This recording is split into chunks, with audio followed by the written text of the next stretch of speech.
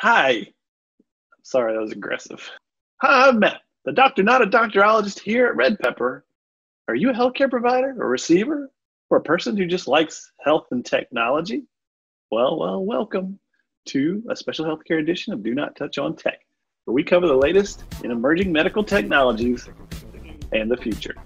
So augmented reality is becoming a pretty big thing, and Microsoft HoloLens is one of the leading hardware pieces that lets you actually see things that don't exist in the real world, but they're actually overlaid upon the real world using the augmented reality.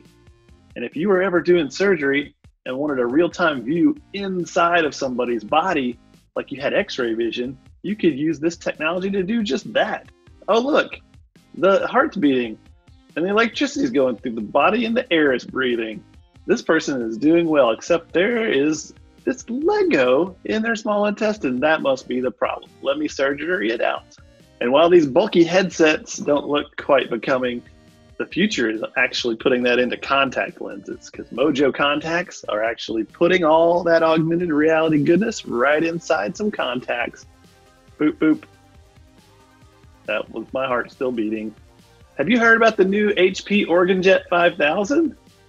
Well, it doesn't exist yet, but soon 3D printers will actually be able to print organs.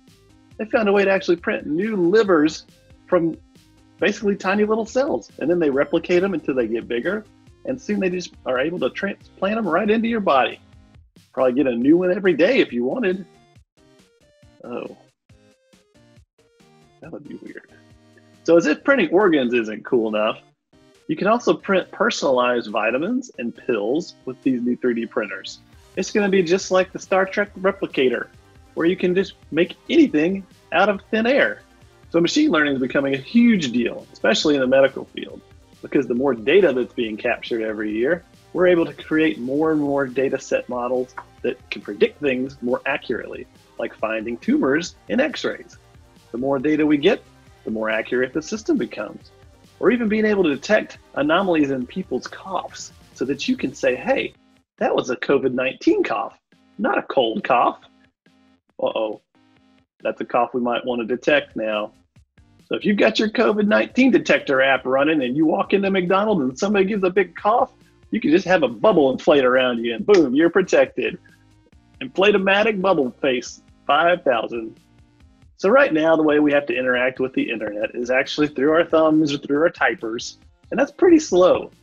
Well, Elon Musk wants to change that, and so Neuralink is going to thread all these little sensors into your brain that lets you talk directly to the internet with a high-speed bandwidth connection. So you just think it, and it's done. I just wrote a novel. I hope you check it out on Amazon. Here's a link. So this technology has the ability to cure things like paralysis and help with Parkinson's disease, all because these little electrodes that are implanted in your brain are able to fire off different electrical signals and modify it to be the most optimal version of your brain it can be. Do you have to comb those little things like your hair? So wouldn't it be nice to have a nurse in your house at all times?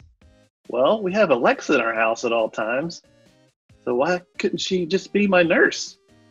So if you're having to do some type of physical rehabilitation, like stretches or anything around the house to help you recover from potential accidents or things you may have broken, well, Alexa can watch and she can make sure you're in the right position.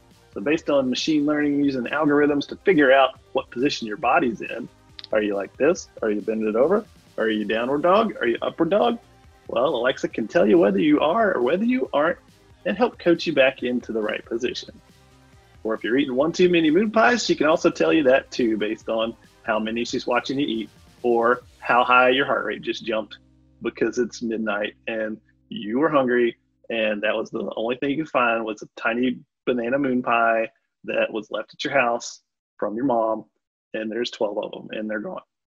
Well, that's it for another edition of Touch on Tech. I'm Matt, and thanks for stopping by and spending some time with us. And we hope to see you next time on another edition of Touch on Tech. Don't touch on it till we say so.